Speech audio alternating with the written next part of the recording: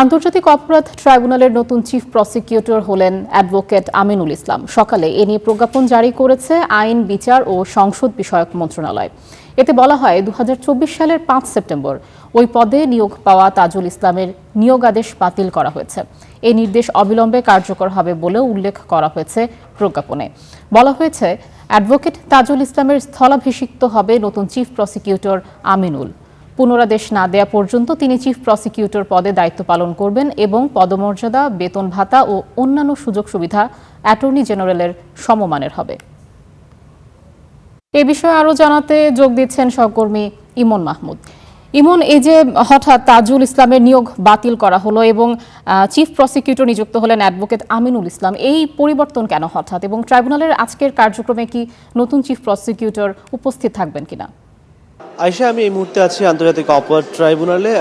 সকালে কিছুক্ষণ আগেই আইন মন্ত্রণালয় থেকে একটি প্রজ্ঞাপন জারি করা হয়েছে। সেই প্রজ্ঞাপনে বলা হয়েছে যে তাজুল ইসলাম, যিনি চিফ প্রসিকিউটর হিসেবে দায়িত্ব পালন করছিলেন আন্তর্জাতিক অপরাধ ট্রাইব্যুনালে, তার নিয়োগটি বাতিল করা হয়েছে এবং নতুন চিফ প্রসিকিউটর হিসেবে আমিনুল ইসলামকে নিয়োগ দেওয়া হয়েছে। তবে এখনো পর্যন্ত আমিনুল ইসলাম ট্রাইব্যুনালে এসে উপস্থিত হননি, অর্থাৎ তিনি এখনো তার যে স্বাভাবিক কার্যভার গ্রহণ করার কথা, সেই কার্যভার এখন তিনি গ্রহণ করেনি। তাই স্বাভাবিকভাবে আজকে তাজুল ইসলাম তিনি সকালেই ট্রাইব্যুনালে এসেছিলেন এবং তিনি স্বাভাবিক যে মামলাগুলো রয়েছে, কয়েকটি মামলা আজকে চলছে, সেই মামলাগুলোর কার্যভার তিনি পরিচালনা করছেন এবং তিনি এখন ট্রাইব্যুনাল 1-এ রয়েছেন, যেখানে শতাধিক গুম খুনের মামলায় জিয়াউল আহসানের বিরুদ্ধে যে মামলাটি ছিল, সেই মামলায় সাবেক সেনাপ্রধান ইকবাল করিম ভূঁইয়ার জবানবন্দির উপর জেরা চলছে। সেখানে মূলত তাজুল ইসলাম রয়েছেন এবং আরও কয়েকটি যে মামলাগুলো রয়েছে, সেই মামলার স্বাভাবিক কাজও ট্রাইব্যুনালে চলমান রয়েছে। তবে ঠিক কী কারণে তাজুল ইসলামকে সরিয়ে দেওয়া হলো সে বিষয়ে সুনির্দিষ্ট কোনো তথ্য আমাদের কাছে নেই এবং প্রসিকিউশনের পক্ষ থেকেও সুনির্দিষ্ট কোনো তথ্য জানানো নেই। তবে আমরা যতটুকু জানতে পেরেছি যে নতুন সরকার গঠনের পরেই মূলত বেশ কিছু পদে রদবদল হয়েছে এবং যেহেতু ট্রাইব্যুনালের যিনি চিফ প্রসিকিউটর থাকেন, তিনি অ্যাটর্নি জেনারেলের পদমর্যাদায় থাকেন এবং এই নিয়োগটি মূলত সরকারি বিবেচনায় দেওয়া হয়ে থাকে, অর্থাৎ আইন মন্ত্রণালয় থেকেই এই প্রজ্ঞাপনটি যেহেতু হয়ে থাকে এবং এটার নিয়োগও আইন মন্ত্রণালয় দিয়ে থাকে। সুতরাং সেখানে যে সরকার ক্ষমতায় যারা থাকে তাদের একটি পছন্দ অপছন্দের বিষয় থাকে। এর বাইরে আপাতত এ বিষয়ে মন্তব্য করার সুযোগ নাই।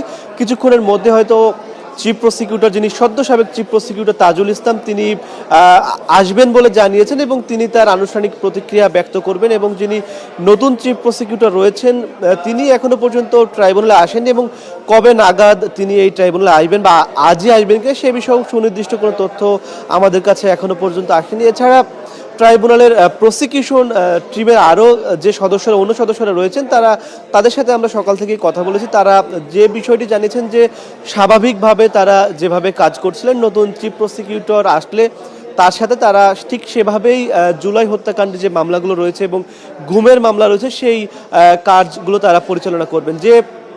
যে প্রজ্ঞাপনটি আইন মন্ত্রণালয় থেকে জারি করা হয়েছে, সেই প্রজ্ঞাপনে বলা হয়েছে যে নতুন যে চিফ প্রসিকিউটর নিয়োগ দেওয়া হলো আমিনুল ইসলামকে, তিনি অ্যাটর্নি জেনারেলের পদমর্যাদায় তিনি এখানে চিফ প্রসিকিউটর হিসেবে কাজ করবেন। এবং যদি একটু পিছনের কথা বলি যে ২০২৪ সালের ৫ আগস্ট শেখ হাসিনা সরকারের পতনের পর মূলত ওই বছরের ৫ সেপ্টেম্বর আন্তর্জাতিক অপরাধ ট্রাইব্যুনালে চিফ প্রসিকিউটর হিসেবে নিয়োগ দেওয়া হয় তাজুল ইসলামকে এবং এরপর প্রসিকিউশন টিমও পুনর্গঠন করা হয় এবং এরপর বেশ কয়েকটি মামলা ট্রাইব্যুনালে আসে। আমি যদি একটু জানাই, মোট ২৪টি মামলার আনুষ্ঠানিক অভিযোগ দাখিল করা হয়েছে আন্তর্জাতিক অপরাধ ট্রাইব্যুনালে, যেটি তাজুল ইসলামের নেতৃত্বে হয়েছে এবং এখনো পর্যন্ত 3টি মামলার রায় হয়েছে এই ট্রাইব্যুনাল থেকে, যার মধ্যে রয়েছে শেখ হাসিনা সহ সাবেক স্বরাষ্ট্রমন্ত্রী আসাদুজ্জামান খানের এবং সাবেক আইজিপি চৌধুরী আব্দুল আল মামুনের বিরুদ্ধে একটি রায় রয়েছে। এছাড়া চানখারপুলের শহীদ আনাজ সহ 6 জনকে হত্যা মামলার একটি রায় এই ট্রাইব্যুনাল থেকে হয়েছে। এছাড়া হয়েছে আশুলিয়াতে 6 জনকে হত্যা করে তারপর তাদের লাশ পুলিশ ভ্যানে তুলে পুড়িয়ে ফেলা হয়, সেই মামলার রায়ও ট্রাইব্যুনাল থেকেই হয়েছে। এছাড়া অপেক্ষমান রয়েছে আরও 2টি মামলার রায়, যেটি জুলাই অভ্যুত্থানের প্রথম শহীদ আবু সাইদ হত্যা মামলার রায় এবং রামপুরায় কার্নিশে ঝুলে থাকা একজন তরুণকে গুলি করে এবং 2 জনকে হত্যা মামলার রায়, সেটি অপেক্ষমান রয়েছে। এই মামলাটির রায় 4 মার্চই হওয়ার কথা রয়েছে। এর মধ্যেই মূলত ট্রাইব্যুনালের নতুন চিফ প্রসিকিউটর আসলো, তবে যারা দায়িত্বে রয়েছেন তাদের কাছ থেকে আমরা কথা বলে জানতে পেরেছি স্বাভাবিকভাবেই যে মামলাগুলো রয়েছে এবং যে মামলাগুলোর অপেক্ষমান রয়েছে রায়ের জন্য সেগুলো স্বাভাবিকভাবেই স্বাভাবিক প্রক্রিয়াতেই চলবে বলে আমরা জানতে পেরেছি। যেটি তাজুল ইসলামও বেশ কয়েকদিন আগেই তিনি একটি সংবাদ সম্মেলনে তিনি আমাদেরকে জানিয়েছিলেন যে স্বাভাবিক প্রক্রিয়াতে আইনের নিজস্ব গতিতেই ট্রাইব্যুনালের বিচার কাজ চলবে। এই ছিল আন্তর্জাতিক অপরাধ ট্রাইব্যুনাল থেকে নতুন চিফ প্রসিকিউটর নিয়োগ সংক্রান্ত আমার কাছে সবশেষ তথ্য। আয়শা। ইমন, আপনাকে ধন্যবাদ।